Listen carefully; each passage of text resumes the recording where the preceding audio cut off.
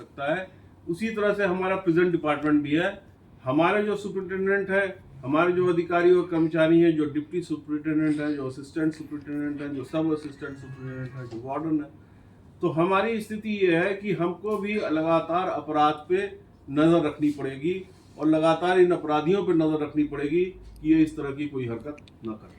Sir, hardcore criminals जो हैं उनकी जेल शिफ्टिंग भी आपने की थी, ये क्या वजह थी और कितने कैसे हार्डकोर क्रिमिनल थे जिनकी शिफ्टिंग की गई? जी, हमने पिछले प्रेस कॉन्फ्रेंस में ये बात कही थी कि अगर हम जो है इस तरह का स्टेप उठाएंगे और जेल को शिफ्ट करके और उसके ऊपर सुरक्षा व्यवस्था लगाएंगे, तो इसमें 27 गैंगस्टर्स का नाम हमारे पास आया था और ये एसटीएफ ने ही हमको रिकमेंड किया था।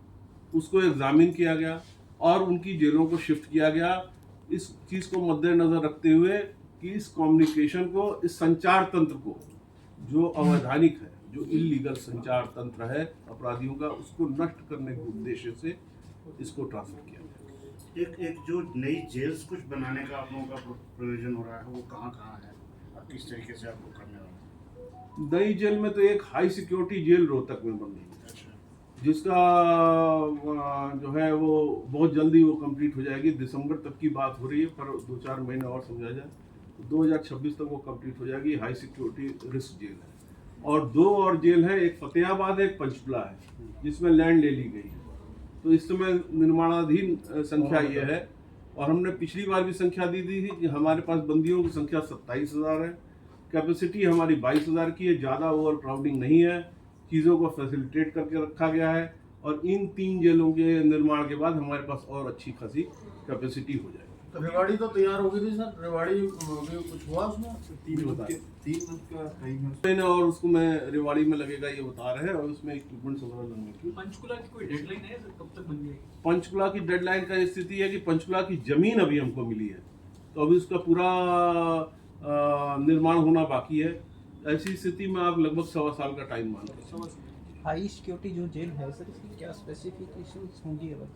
हाई सिक्योरिटी जेल में हमारे जो स्पेसिफिक इश्यूज हैं, वो सबसे पहली बात यह है कि किस तरह से हम ऐसा उसमें व्यवस्था करेंगे जिसमें कि इनका संचार तंत्र बाहर काम न कर सके और मिलने वालों को, मतलब एक हाई सिक्योरिटी रिस्क जेल का बेसिक मतलब यह है कि जो इस तरह के लोग हैं उनको सबको एक ही जेल में रखिए और उसके ऊपर अपनी सुरक्षा व्यवस्था लगाएं, जिससे कि उनका बाहर से बातचीत और कम्युनिकेशन ना हो सके। सर, काफ़ी जो पिछले अतीत में आप देखेंगे तो जो कोर्ट में जाने का जो प्रक्रिया है जी, जो उनकी सुनवाई होती है, उसके दौरान कई हीनियस क्राइम भी हुए हैं जी हुए। और वहीं से दौड़ भी जाते हैं कई बार। तो उसके लिए क्या कुछ नया, कुछ कोई फार्मूला मैकेनिज्म या फिर वीसी के जरिए? देखिए, वीडियो कॉन्फ्रेंसिंग को लगातार बढ़ावा दिया जा रहा है और अब हमारा ज़्यादातर 80% के आसपास वीडियो कॉन्फ्रेंसिंग से ही हो रहा है। तो वीडियो कॉन्फ्रेंसिंग देने के बाद से जो पुलिस हमारी सुरक्षा व्यवस्था में लगी रहती थी, एस्कॉर्ट ड्यूटी में लगी रहती थी, वो भी फ्री हैं और इसमें रिस्क भी कम इन्वॉल्व है कि इनको वीडियो कॉन्फ्रेंसिंग से इस तरह से फैसिलिटेट किया जा रहा है।